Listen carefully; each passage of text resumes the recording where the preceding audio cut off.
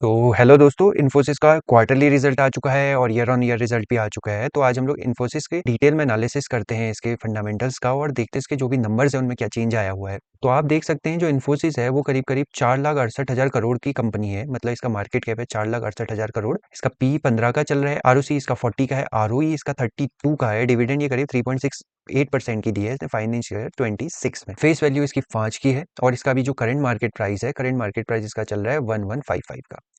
तो ये इसके कुछ बेसिक्स थे। तो चलिए आगे बढ़ते हैं। तो पहले हम लोग क्या करते हैं, इन्फोसिस का कंपेयर कर लेते हैं उसके जो है ओल्ड पी से और उसका जो भी प्राइस है उससे। तो आप देखेंगे जो इन्फोसिस का अभी करंट पी चल रहा है वो अराउंड चल रहा है 15.6 के समथिंग। और लास्ट 5 ईयर के कंपैरिजन में देखें तो लास्ट 5 ईयर्स मतलब 21 से लेके अभी तक का ये सब इसका इन्फोसिस का लोएस्ट पी है। मतलब अभी तक का लोएस्ट पी इन्फोसिस में चल रहा है। अगर इसी की जगह हम 10 ईयर के पी से कंपेयर करके देखें तो यही 15 का पी हमको जो है मई 2020 में मिला था। उससे पहले ये पी इससे कम पी पर इन्फोसिस अवेलेबल था सितंबर 2017 में। तो लास्ट 10 साल में इन्फोसिस अपने लोएस्ट पी के आसपास ट्रेड कर रहा है। तो चलिए अब इसका प्राइस देख लेते हैं। प्राइस आप देखेंगे तो इन्फोसिस का जो हाई रहा है लास्ट 10 ईयर में, जो इसका हाई रहा है वो करीब करीब रहा है, आप यहाँ पर देख सकते हैं अराउंड 1170 या 2000 के आसपास का रहा है। और 10 ईयर का इसका लो है वो है करीब करीब 442 से लेके 460 के आसपास का। अब हम लोग क्या करते हैं, इसकी कंपेयर करते हैं इसकी जो पीयर कंपनीज है, मतलब इसकी कंपिटिटर कंपनीज। तो आप देखेंगे कि जहाँ पर टीसीएस का पी करीब 16.5 का है, इन्फोसिस का पी 15 का है, एचसीएल का पी 18 का है, विप्रो का पी 15 का है और टेक महिंद्रा का पी करीब 26 का है। तो आप देख सकते हैं कि टॉप 5 जो भी कंपनीज हैं हमारी, उनमें सबसे कम पी पर जो अवेलेबल है वो विप्रो और इन्फोसिस अवेलेबल है करंट मार्केट सिचुएशन के हिसाब से। और आप एक चीज़ और देखेंगे कि इसका जो डिविडेंड यील्ड 3.68% है, एचसीएल का 4.45% है और विप्रो का इस ईयर का जो भी है डिविडेंड यील्ड चल रहा है करीब 5.52% का। तो हम लोग इसके क्वार्टरली रिजल्ट पर चले जाते हैं। तो क्वार्टरली रिजल्ट देखने के लिए हम क्या करते हैं, लास्ट मार्च के क्वार्टर को इस ईयर के मार्च के क्वार्टर से कंपेयर करेंगे।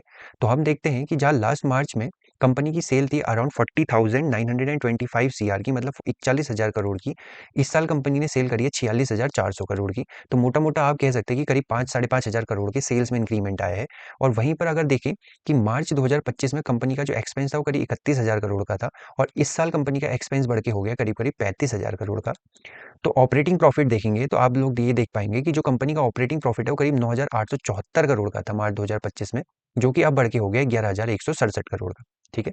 और अदर इनकम्स में आप देखेंगे तो कंपनी की अदर इनकम जहां मार्च 2025 में 1,190 थी, अभी इसकी अदर इनकम हो गई है 1,159। मतलब लगभग लगभग सेम इसने अदर इनकम जो लास्ट मार्च में कमाई थी वही इसमें भी कमाई है। तो अदर इनकम मतलब वो सोर्स है जो कंपनी के मेन बिजनेस के अलावा उसको जो क्या हो रही है, इनकम आ रही है। तो ये इनकम के सोर्सेज हो सकते हैं कि कंपनी के पास जो भी पैसा पड़ा है उसने उसको म्यूचुअल फंड में डाला हुआ है या एफडी में डाला हुआ है या दूसरी जगह डाला हुआ है, इन्वेस्टमेंट जो किया है उससे जो उसको इनकम जनरेट हो रही है वो आता है अदर इनकम्स की कैटेगरी में।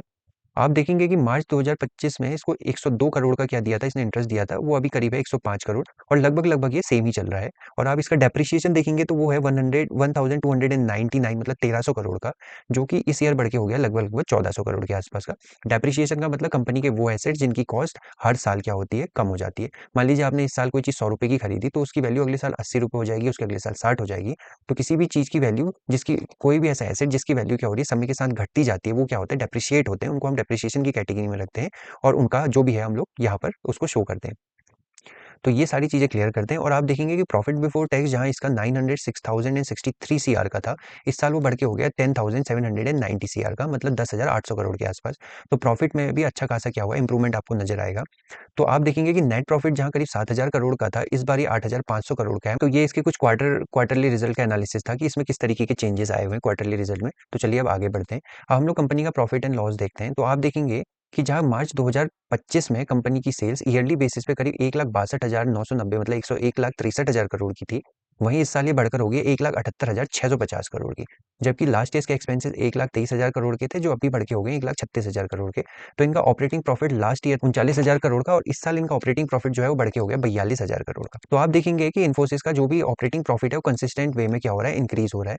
तो लगभग लगभग यही प्रॉफिट इनका हमेशा रहता है। तो आप देखेंगे ऑपरेटिंग प्रॉफिट मार्जिन जो पहले 28 था अभी 26 है, तो लगभग लगभग ये 24 के आसपास क्या हो रहा है, इनका ऑपरेटिंग प्रॉफिट मार्जिन चल रहा है। अब हम लोग यहाँ पर देखते हैं कि अदर इनकम जो लास्ट ईयर 3600 सीआर की, तो इस साल वो 3000 सीआर के आसपास हो गई है और डेप्रिसिएशन ऑलमोस्ट सेम है। तो प्रॉफिट बिफोर टैक्स इनका जो निकल के आ रहा है वो 37,000 करोड़ का है और इस साल वो है 39,995 सीआर, मतलब 40,000 करोड़ के आसपास का। तो आप देखेंगे कि लास्ट ईयर इनका जो नेट प्रॉफिट 26,750, मतलब 27,000 करोड़ का था, इस बार वो नेट प्रॉफिट इनका 29,474 करोड़ के आसपास आ गया है। मतलब नेट प्रॉफिट में जो करीब 2-2.5 हजार करोड़ का इंक्रीमेंट आया है। तो आप देखेंगे कि कंपनी में कंसिस्टेंट ग्रोथ हो रही है। मतलब ऐसा नहीं है कि एआई की इम्पैक्ट कंपनी में दिख रहा है। जैसी कंपनी पहले भी सेल्स करती थी, लगभग लगभग वही सेल्स कंपनी में अभी भी चल रही है। कंपनी का जो ऑपरेटिंग प्रॉफिट मार्जिन रहता था करीब करीब पहले 28 के आसपास था 2021 पे, और फिर वो घट के 2022 में 26% हुआ और अभी करीब 3-4 साल से कांस्टेंट है, करीब 24% का इनका ऑपरेटिंग प्रॉफिट मार्जिन चल रहा है। तो अभी तो मुझे इनके रिजल्ट पे एआई का इतना कुछ इम्पैक्ट दिख नहीं रहा जितना हाइप बनी हुई थी कि एआई के आने के बाद इंडियन आईटी कंपनीज का जो है रेवेन्यू एकदम से गिर जाने वाला है। तो ऐसा कुछ अभी तो इनके जो भी है रिजल्ट में शो नहीं हो रहा है। तो चलिए आगे बढ़ते हैं। तो आप देखेंगे जो कंपनी के पास रिजर्व है, तो रिजर्व है करीब 90,000 करोड़ के, और इन्होंने बोरोइंग्स ली है 9,176 सीआर की। तो बोरोइंग्स का मतलब होता है, पहले इसको डिटेल में चेक कर लेते हैं कि ये बोरोइंग्स किस चीज़ के लिए ली गई हैं। तो आप देखेंगे कि जो बोरोइंग्स इन्होंने ली है, उस बोरोइंग्स में जो इंपॉर्टेंट पार्ट है वो है लीज लाइबिलिटीज़ का। तो लीज लाइबिलिटीज़ का मतलब होता है, जैसे इन्फोसिस क्या है, एक सर्विस प्रोवाइडर कंपनी है, तो इसको ऑफिस की ज़रूरत होती है और इनको बड़े-बड़े डेटा सेंटर्स की ज़रूरत होती है अपने डेटा को रखने के लिए। तो ये लोग क्या करते हैं, उन ऑफिसेज़ को लीज़ पर लेते हैं। उन डेटा सेंटर्स की जो भी बिल्डिंग्स होती हैं उनको लीज़ पर लेते हैं, और उन लीज़ पर ली हुई चीज़ों को इनको क्या होता है, अपने क्या भी है, अपना जो भी बैलेंस शीट में है उसमें शो करना पड़ता है। तो यहाँ पर कंपनी के पास कोई बोरोइंग्स नहीं है, बस जो बोरोइंग्स है वो क्या है, वो कंपनी की वो लीज़ पर ली गई चीज़ें हैं लॉन्ग टर्म के लिए, जिनका उनको पेमेंट देना पड़ता है, तो इसलिए इनको बैलेंस शीट में दिखाया जाता है, अदरवाइज़ इनके ऊपर कोई बोरोइंग्स नहीं है। तो अब इसके बाद हम लोग आगे बढ़ते हैं। तो आप देखेंगे कि जो कंपनी के प्रमोटर्स हैं, कल जहाँ पर जून 2023 में 14.94% था उनकी शेयर होल्डिंग, वो अब घट के हो गई 14.38%। एफआईआई जहाँ जून 2023 में 33% थे, अभी उनका भी शेयर जो है घट के करीब 28% हो गया है।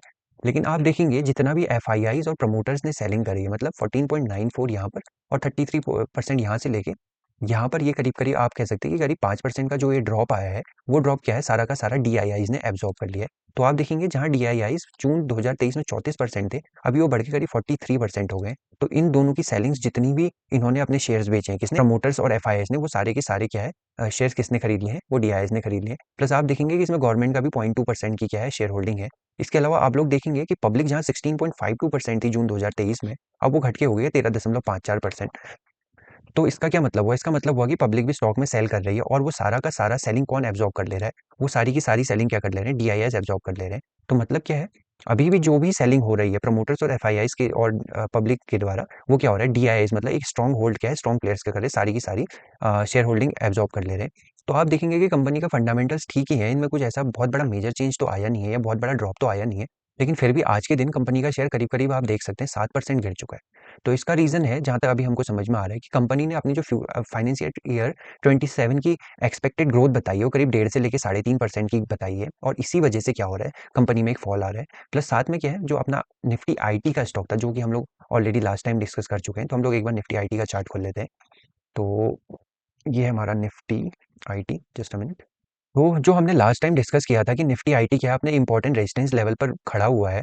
तो अगर क्या होता है, अगर ये हमने ये बोला था कि अगर निफ्टी आईटी इस लेवल का रेजिस्टेंस लेता है, तो ये क्या हो सकता है, कौन से लेवल का, ये वाला लेवल, जो इसका करीब करीब आप बोल सकते हैं, अगर इस लेवल को मैं मार्क करूं, तो ये लेवल है, आप बोल सकते हैं इसका हाई है 30,460, 30,500 से लेकर 31,000 के आसपास को जो लेवल है। तो हमने ये डिस्कस किया था कि अगर ये इस लेवल का रेजिस्टेंस लेता है, तो हो सकता है यहाँ से और नीचे चले जाए, और इसका जो नेक्स्ट सपोर्ट लेवल है, वो सपोर्ट लेवल अब निकल के आता है करीब करीब ये वाला लेवल, जो कि ये लेवल है, आप यहाँ पर अगर मैं ले जाऊँ तो करीब है 27,000 के आसपास का लेवल। तो हमारे पास चांसेस हैं निफ्टी आईटी इस लेवल तक नीचे आ जाए।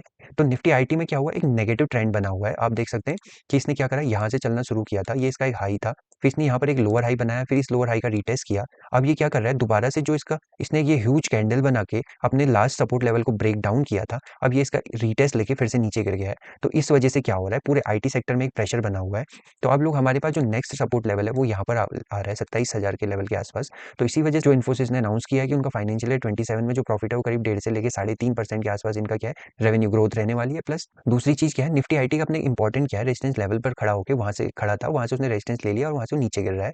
तो इस वजह से भी इसमें क्या आ रहा है, फॉल हो रहा है। तो एक मिक्स सिचुएशन बन गई है, जो इन्फोसिस को अभी गिराने के लिए क्या कर रही है, मदद कर रही है। तो आई होप आपको मेरा इन्फोसिस का एनालिसिस पसंद आया होगा। तो अगर आप लोग ऐसे ही किसी स्टॉक का एनालिसिस चाहते हैं, तो आप लोग कमेंट सेक्शन में उस स्टॉक के बारे में लिख सकते हैं, मैं उसके रिलेटेड वीडियो बनाऊंगा। तो चलिए मिलते हैं नेक्स्ट वीडियो में, तब तक अपना ध्यान रखिए।